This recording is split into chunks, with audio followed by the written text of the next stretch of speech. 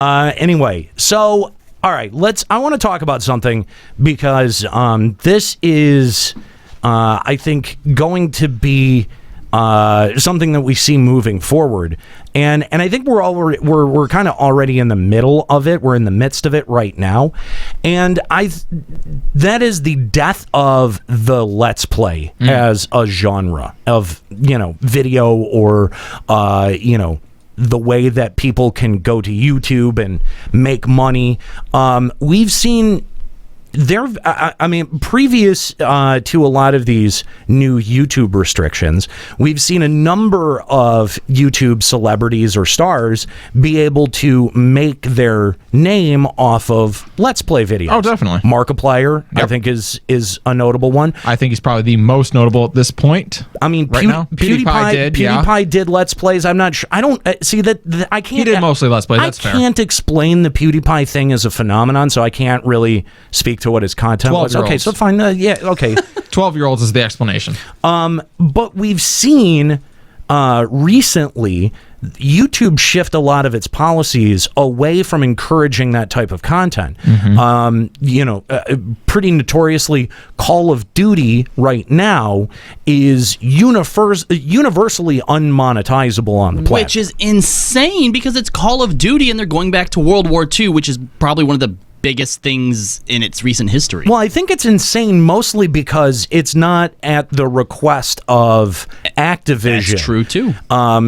We have seen people's content demonetized. Nintendo has stepped in and said that they would take the monetization on any video that contains Nintendo property, and that's they have the right to do that through Nintendo's system, and so they take advantage of that. Yeah. Now, really quick, for anyone who may doubt how much this whole monetization issue is affecting certain channels, there was a particular story where a guy had put up two videos. He put up a video about the new Call of Duty World War II, and he put up a video about him reviewing a gallon of milk or something like that, right? Was it vitamin D milk? I don't know. I didn't watch the video. Point is, how about skim milk? Shut up. Was it breast milk? It probably was. That probably would have done fairly well. The milk video only had 40,000 hits, whereas the Call of Duty video had 250,000 hits. Oh. The milk video had made somewhere between $300-$400, and the Call of Duty video had made $100. Ouch. Yeah. Yeah. So there is definitely a big discrepancy in the way that monetization works now.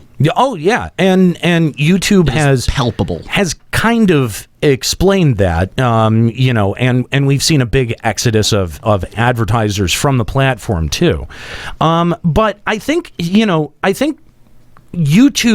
has a pretty specific problem that they've got to try to address. The first thing is that, since the site's formation, they have been accepting video and housing video and then redistributing video. And unless it meets some sort of copyright restriction, it never gets taken down. So they've got to archive that permanently and forever. And even if you are Google, right, that still costs money. That's still a lot of resources. And so I think that one of the things that YouTube might be trying to do is dissuade those types of creators from their platform by running out their ability to make money on the platform. I mean, we've seen it as Google's making YouTube's making all of these decisions, and it's taking some of their biggest stars off of the platform. What if they don't want the stars? What if they don't want them there? What if they think that these guys are a waste of space?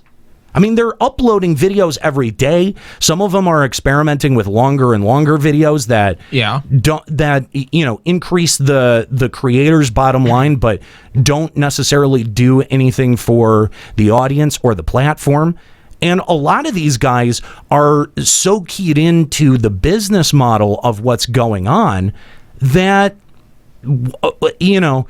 and actively trying to manipulate it. That I think that YouTube has full recourse to step in and go, all right, we're going to disrupt this whole thing. I can see that. I think that'd be kind of flawed thinking on their part. If you don't want people who have large audiences to go to other places because those larger audiences will go with them. Do you think that YouTube is big enough to absorb a hit like that then? Because obviously, even if everyone leaves, like, YouTube's going to be around forever, right? Because, yeah, they have so many videos. Even if we just use it to watch cat and dog videos, it's still going to be there forever, right? Right. But if they were to chase away all these content creators and, they all go to Twitch or some new site pops up or whatever, that seems like a huge hit to their bottom line. Like that has to be a visible mark in your ledgers if that leaves, and right? I think a better target, if you're trying to get certain groups off of YouTube, I think a better target would be people who are releasing time-sensitive material that really has no value once it's been viewed. Whereas people like Let's Players, you'll go back to a game 2 years ago and start watching through the Let's Play catalog. Well, I think you've got two forces working against Let's Players. I think you've got YouTube itself you end up taking a hit on the monetization. And then you've got the developers who actually see Let's Play as a hit to their bottom line. Agreed. Because they expose the entirety of the narrative. We've seen Atlas come out and be unbelievably forceful on this front, and we've seen Nintendo get pretty aggressive on this as well. And I think, again, if you break down the psychology of what exactly drove Atlas to make the decision that they did, I think you start to see, well, the narrative is the main hook of the game. Right. That's the value, and that's what we want to protect. At the end of the day, that's what we want to that's our trade secret. You know what I mean? While a game may be primarily an experiential thing, there is no doubt that the ongoing narrative is also an incredibly attractive aspect to most modern games as well. But on the opposite end of that, you would think that people who are playing action games would have like the companies supporting almost the Let's Players, because action gameplay is something that is experiential. You have to actually play it to get the benefit of it, and you say like, wow, that game looks awesome, I want to play that. Right. Yeah, see, I kind of want to push back against one of your ideas there, Nate, that, and well, developers may still think this. From my recent experience, I don't think people who watch Let's Plays are potential customers in the ways that we think. I just had a conversation with someone the other day who says that he watches a lot of Let's Plays for games that he will never play. He says that he can't play horror games, but he's interested in watching, the Resident Evils, the Outlast stuff, but that he'd never do it himself. And I feel like a lot of people that come into my streams when I'm playing games like Persona or Horizon Zero Dawn, once they're hooked into the idea of, ooh, I want to play this game,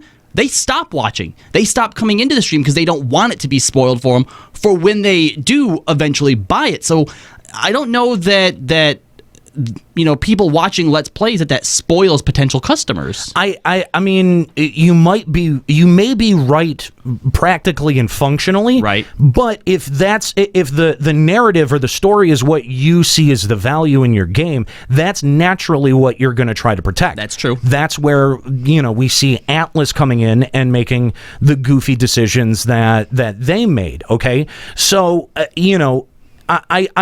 whether Let's Plays are a good idea for game companies or not, I think that the game companies have 5-10 years of data on this to tell whether or not Let's Plays are harmful or not. And I don't think that all of them do see them as harmful, because entire website models have been built out of them. That's essentially what Twitch is. And I think what we would traditionally think of as a Let's Play video works much more functionally as stream sessions, right? Yes. I think that the creator, and especially people like PewDiePie or these people who are jumping ship from YouTube to Twitch, see the direct interaction with their audience and the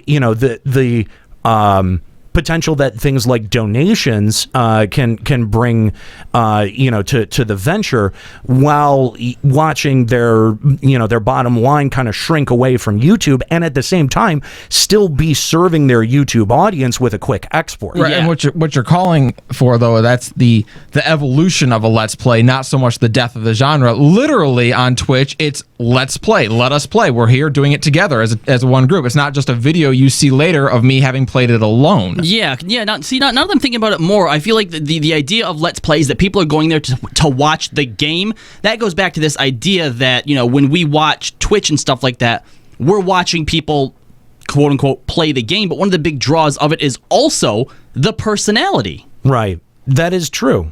That is true. I mean, we've seen, I think it was Markiplier and PewDiePie. Their personalities were really what brought Five Nights at Freddy's from a weird, indie, obscure title on Steam to this big cultural phenomenon. Oh, definitely. It was all of their reaction videos to that kind of stuff. But what I'm saying is that, Let's Play as a genre on YouTube is going away. Yeah, I think there is going to be an evolution, and as long as there's Twitch, there's always going to be some kind of version of this, or some form of Let's Play that's happening. But I don't see people's entire careers being able to be sustained off of something like this. I completely agree, especially when we go back to something like the demonetization, because how many video games nowadays include some form of violence in them, and a lot of video games are being tagged as having violence, which means that some of them can't be monetized the same way that, a review of Milk can. And depending on the type of way that you do your Let's Play, if you're on Twitch, maybe you just export it straight over. But if you want to cut out all the boring stuff or all the slow parts and just provide a nice, concise video that's going to entertain people from start to finish, there's a lot of effort that goes into doing something like that. Right. And if you're not getting the same amount of money out of it that you were before, that is essentially killing your model. And that's the kind of the thing too with YouTube versus something like Twitch. With YouTube, once you have the video out there, it continues to get views and hits as time passes. You're still making money off that video. So it's not necessarily like, hey, my new video has to make me all my money. No, it's your collection of videos that are, your whole catalog that is making you money. Whereas with Twitch, it's whatever you're playing at that moment.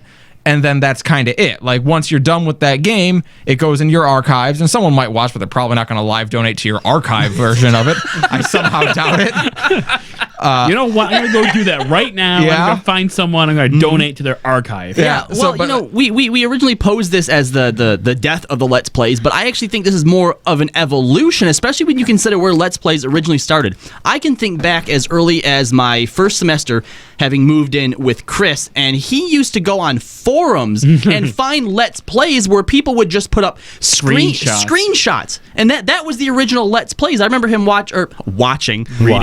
reading a Final Fantasy VII Let's Play on a forum where they would put up screenshot after screenshot after screenshot. Oh my God. I've never heard of that. That's where Let's Plays started. Yeah. In That forums, was bro. the birth of the Let's Play was on forums. That's kind of crazy. Imagine- I actually didn't know that. Imagine every Yeah. time a new dialogue comes up, print screen, copy and paste it to a forum. I guess did they write stuff about it as well? Depends on the whoever was Let's Playing. Some people got like really in depth, like Would like commentate on it as well. Commentary, like funny commentary. Some people were like really informative. Like there was a Final Fantasy 12 Let's Play that I read that was like went through all the lore of Evil East and shit like that. God damn, that is so dense. Imagine all the stuff you see in Twitch streams, but confined and being typed up onto a forum, and there was no type of monetization in that. So, Man, and I always thought the closest thing we had to a Let's Play was like a game FAQs guide or something like that. Oh, okay. I mean, basically, Robbie, what you're making the point is that Let's Plays will continue no matter if people are able to monetize them or able to get anything out of them or fashion, not. yeah. You might be right, but at the same time, I think, for these huge people like Markiplier, like PewDiePie, who are starting to abandon YouTube because their model is no longer meeting the same kinds of returns for them, that something like this is going to be hugely disruptive, because streaming to Twitch, live streaming, is functionally far different from a produced and edited YouTube video. Oh, yeah. It is. Often the most popular Let's Players were not just very good personalities. They are very good personalities, but they're also very good editors. Yeah. They also knew when the low points were, when when to cut out the dead areas, and so you were left with a video of like 10 minutes full of high points. Someone like, Markiplier, his original videos before he was much of an editor, there was long lulls, and it was just like, all right, this is rough. But then eventually, like a couple years in, he started getting very good at his editing, and now it's just like solid content the whole way through. We also pointed out on previous shows that sometimes you get these YouTube personalities in actual interviews or in front of a live camera, and they stumble over what they've said, and people don't realize that when you're watching them on a video, that stuff is scripted and 40, 50 staged. takes. Oh my God. That's right. They have time to perfect it. So, Markiplier and PewDiePie on Twitch, in theory, might not be as good as what they were on YouTube. Dude, this was So what Robbie's trying to say is that Twitch streamers are clearly superior to YouTubers. The successful we all ones? knew this, but It has to be said. But but I think that Robbie brings up a really good point, because I think early on, especially these early breakout YouTube hits, they pushed the bar for things like podcasts and shows like ours way they pushed the expectation way too high, where people would go, oh, well, he's stuttering every third word. And it's like, well, that's what happens when people are talking extemporaneously and forming the sentences as they're coming out of their mouth, not reading them off of a script and taking the best stuff and selectively presenting that to you. We should do an episode of this show where we do it for the purposes of editing it. So every stumble, we retake the line and just let people see how this episode goes for 5 hours. Dude, when we start doing Checkpoint live, we're... while we want to be able to take live calls, and we're going to have a segment for that, it's not going to be like it is. It's not going to be like it is with Final Encountercast, where I basically take the show, drop it into the intro, outro, set the news intro, and then it's done. It's going to be functionally a lot different when people actually see it. They're going to be like, wow, they're retaking a lot of stuff, where they would just stumble through or force through the thought if we were live on Final Encountercast. And I think it is going to be a little bit weird. I think it's going to be a lot different for our long-term fans. It's going to be a different adjustment for them. But at the same time, though, you can hear the difference when you listen to Checkpoint. Oh, yeah, the quality. I mean, not just the editing is there, but the writing is there. We're scripting our ins and outs, and then we're retaking any stumbles or any false starts, and you end up with a much more fluid product at the end of the day. It's actually really funny too when we finish Checkpoint and then go into the podcast version of it, how quickly it changes, how different that is. It is because I want to do a lot less editing on the podcast, so we just sort of let it go. Which, by the way, again, if you're just joining us live on Twitch right now, this week we saw the official release of the Checkpoint Radio podcast. You can find that currently on our RSS feed, but if you like the show, I encourage you to subscribe and also find it on iTunes, Apple Music, whatever it's called now, and give us a little bit of a review. We would love for that show to take off and really impress Westwood One.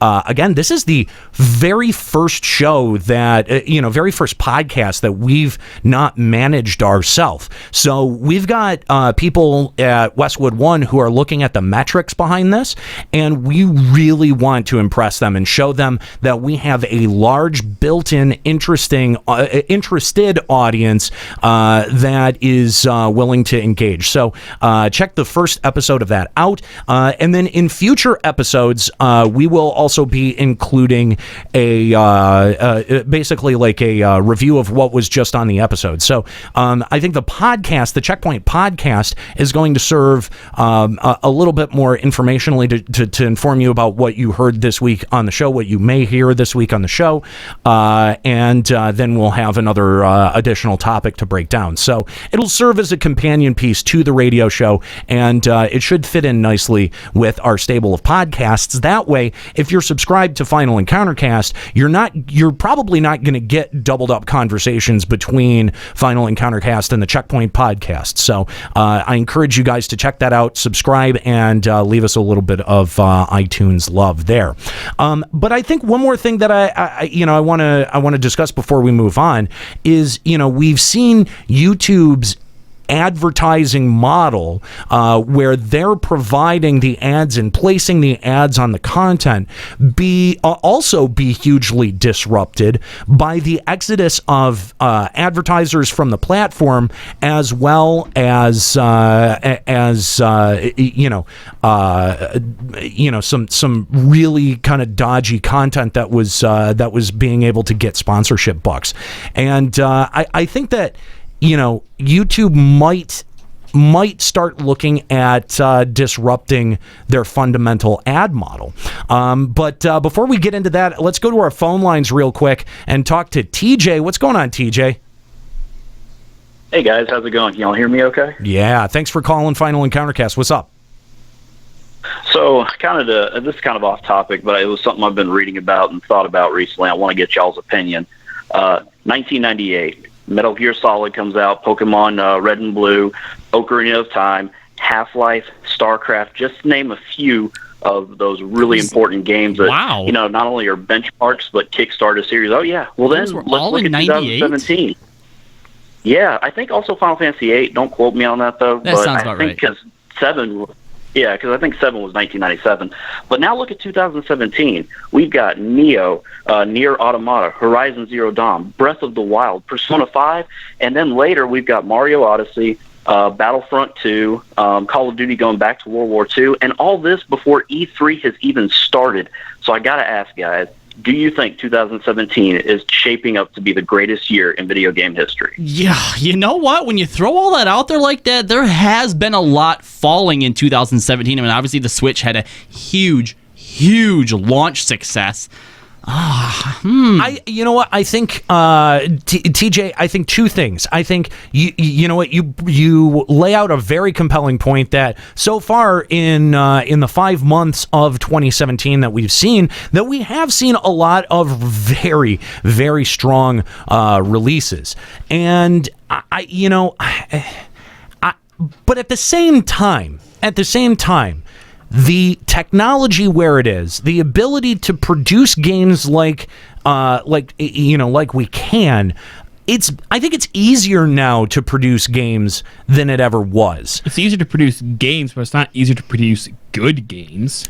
I mean, we did a point a few episodes ago about how hard it is to do AAA games at this point. How hard it is to profit off of AAA games. Right. That's different. Right. The margins on them are ridiculous, which is, when you're pumping out Assassin's Creed games every year, when you think that your profit margin is going to be, 3 million copies sold on day one, I think you need to readjust your expectations and look at your development model. That was the point that I was making, right, there. Yeah. But I think that the process of making games, you've never had as many tools like the Unreal Engine, like or Unity. Yeah, exactly. You've never had as many tools as you do right now, and so I think it should be. I think it actually is in keeping with where we're at technologically to see so many good titles. What is interesting, maybe what is less interesting to me, is how few of them continue to be original titles. Now, there were a few in that line, TJ, that you had mentioned that are new originals. Neo, even though it's brand new, it's a new IP. derivative of Dark Souls. Horizon Zero Dawn. Horizon Zero Dawn, new IP. I didn't check it out. Pretty original content wise. It is pretty original. Okay, yeah. all right, fair. What else was in there, TJ? Well, we don't know like how in Nier Automata, even though it's a sequel, it's still like something that people didn't play a lot of the original Nier. That's so, true. That one, That's me, true. At least, kind of fresh. Yeah, no, I'll give you that. Drakengard was not exactly the most popular game series ever, and the first Nier was good. It was a good game, but I think it was. I don't think it was a very strong seller. So yeah, no, with Automata, it's been getting a lot of praise. Has done very, very well. I don't know. Best year in gaming. I'm not sure that that it's hit there yet. This has been one of the most recent years in gaming where I have obviously I bought lots of games throughout the different years, but this is one of the few years where I'm like, oh crap, this is coming out, gotta get it. Like I've never had must plays on my list like I have this year before. Yeah, I think that's fair. Especially this early in the year too. Yeah, we still have such a I feel like I've seen as many titles that I'd be excited about at this point of the year as I usually have seen by except for the holiday season. Yeah. Right. Now you brought this up in relation to the fact that E3 hasn't even came out yet, and I don't know if that excites me or if it worries me. Does that mean we're going to have a lackluster year at E3? Or are there a bunch of stuff that's going to come out that's going to kind of blow our minds? Because I'm telling you what, if we go in and Square Enix, for example, it just pumps up Final Fantasy VII Remake, Kingdom Hearts 3, stuff we already know about. That's going to be a big letdown. No, I think that's a fairly valid concern there, Robbie. But at the same time, though, I think that the development cycle, along with my comment about how games are easier to produce now than ever, I think you see that with the development cycle and how quickly games go from announcement to release. It's almost like movies. Movies get announced, and then you're like, oh my god, it's in theaters already? What the hell? Unless you're Final Fantasy 15. It's even more amazing how quickly games go from being announced to confirming that they have characters. Oh, that's amazing. Right, yeah. But leave Kojima alone. But the thing, I know, Robbie, you're picking on FF15 there, but the 10-year development cycle is much more the exception than the rule. Well, I mean, point. even look at since we were just picking fun on Death Stranding, and that got announced 2 years ago, and they're looking at a 2019 release. So it got. First of all, it got kind of soft. The first trailer came out, which it's questionable if that was even a trailer. And Kojima had just at that point been picked up by Sony, and it was more a move to announce Kojima as now at Sony, and there is a game in development, than to say, all right, that's the thing about. Should I not use Kingdom Hearts 3 or the Final Fantasy 7 remake as an example? Because you're talking about Square Enix again. Look at Darksiders. Out of nowhere, it gets a release date announced in his next year. Right. That one's fair. Call of Duties are coming out pretty consistently too. Go ahead, TJ. The thing about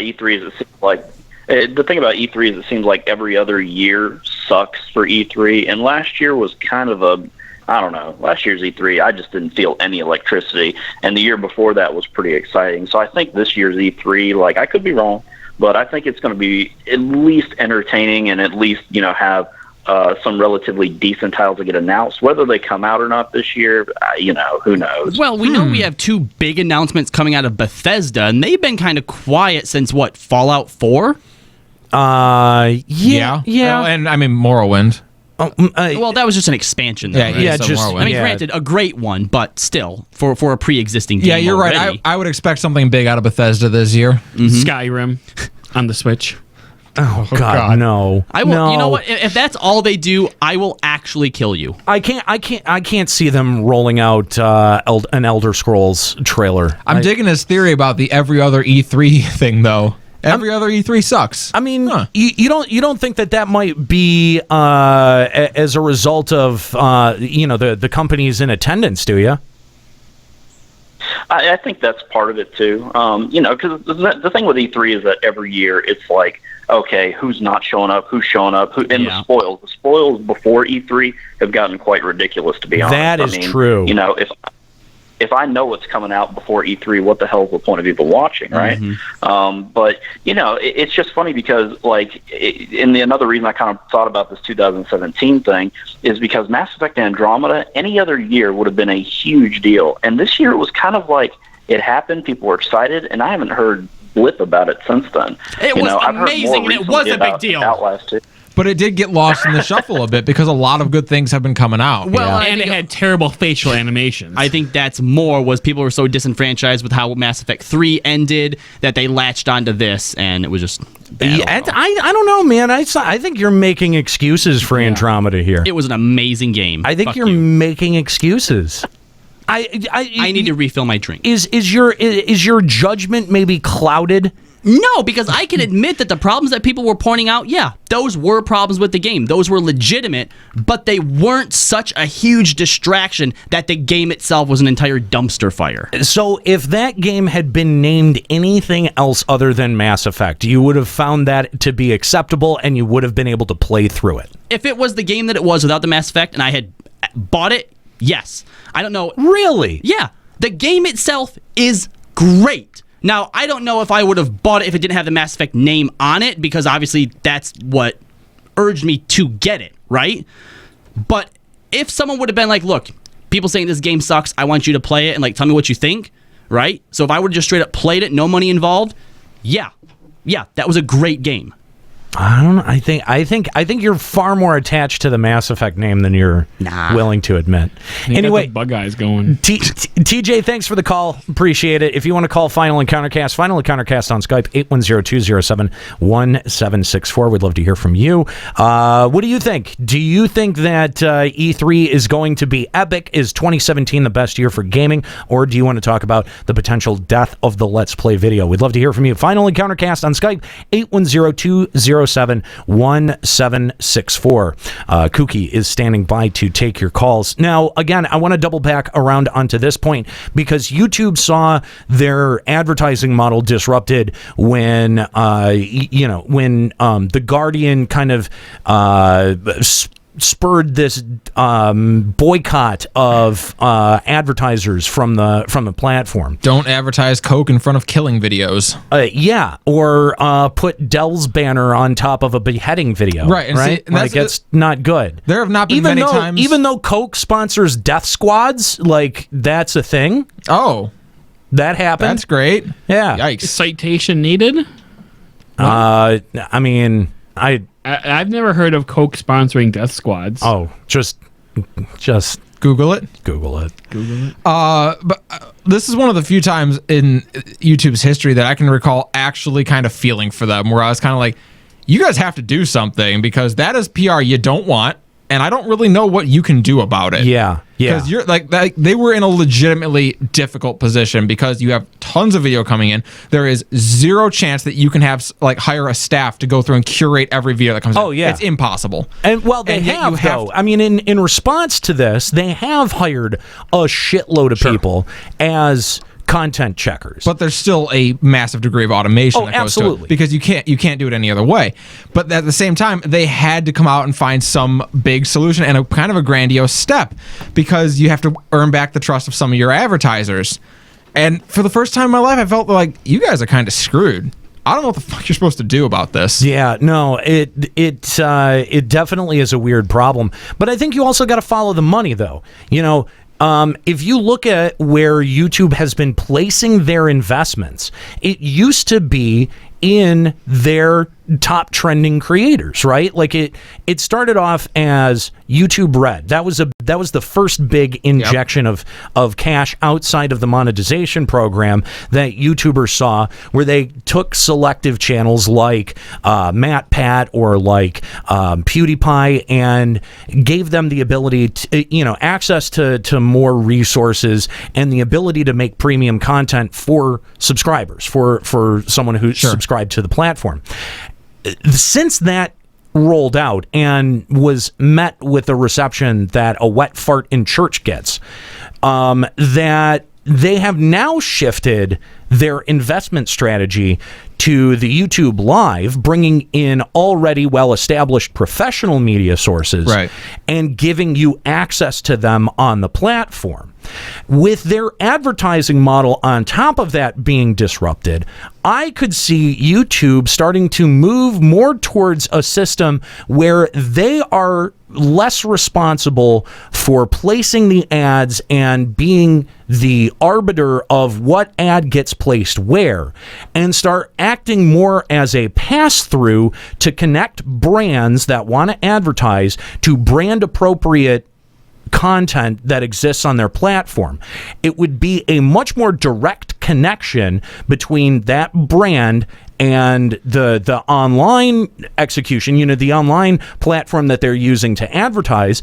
In the end, the creator would get more of a percentage of, they would get more of that ad revenue, and YouTube, instead of the creator, YouTube is the one that's coming in and taking a percentage off the top as almost like a brokerage fee. That way, the advertisers are moving more towards a la carte, cherry picking sort of way to choose their advertising, which is something that I think they know they need to do. Which sounds like probably one of the smarter decisions. In that scenario, though, the person who gets screwed out of it are the smaller content creators, people who aren't making like these super, super huge big bucks from YouTube, but are making a passable income because they're obviously never going to be considered for these cherry pick deals like this.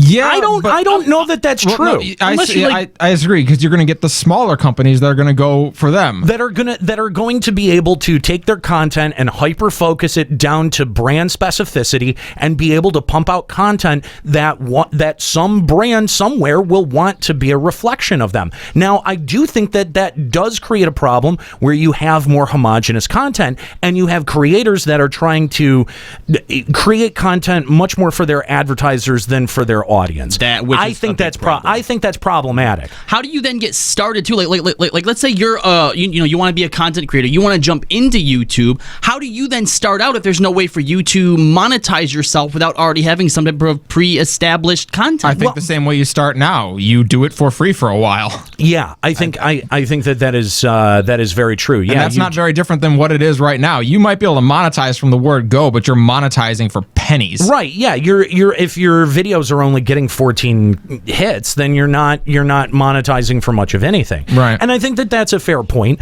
But at the same time, though, I think that it is a way for YouTube to start addressing, at the same time, their bloat problem and their advertising problem. Well, and then YouTube could act, as a bit of like, oh, well, we're not responsible as the arbiter of that connection between brand and channel. It's a way of them passing the buck effectively. But yes. But that said, that buck is something you can't deal with. Like it's a problem that I don't know there's a legit solution to. When the responsibility is placed on you, like it was placed on YouTube with this mass advertiser exodus, whether fairly or unfairly, I'm not even willing to go as far as to say that, that vitriol was placed on them very fairly. I don't know that it was. In fact, I think that it probably wasn't.